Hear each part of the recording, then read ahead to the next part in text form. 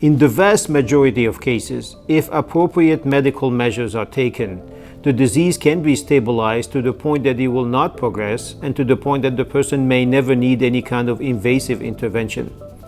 I'd be happy to talk about some of those measures, and they are relatively simple.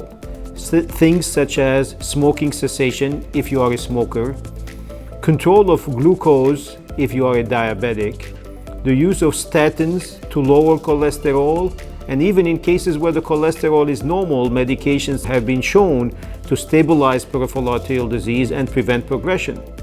We also like to place patients on antiplatelet agents, as these have been shown to prevent not only worsening of peripheral arterial disease, but things such as heart attacks and strokes as well.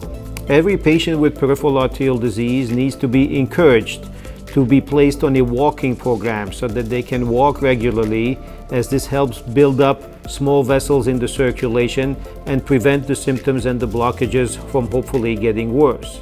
So regardless of what degree of peripheral arterial disease you have, you need to be started on those measures. And the vast majority of patients, that is all that will need to be done. Now, if the patient has problems with claudication, which is pain associated with walking from peripheral arterial disease blockages, there are medications available that the patient can be started on. These medications work in a large number of patients. Of course, nothing works in everybody, but a lot of patients find enough symptomatic relief that nothing more needs to be done.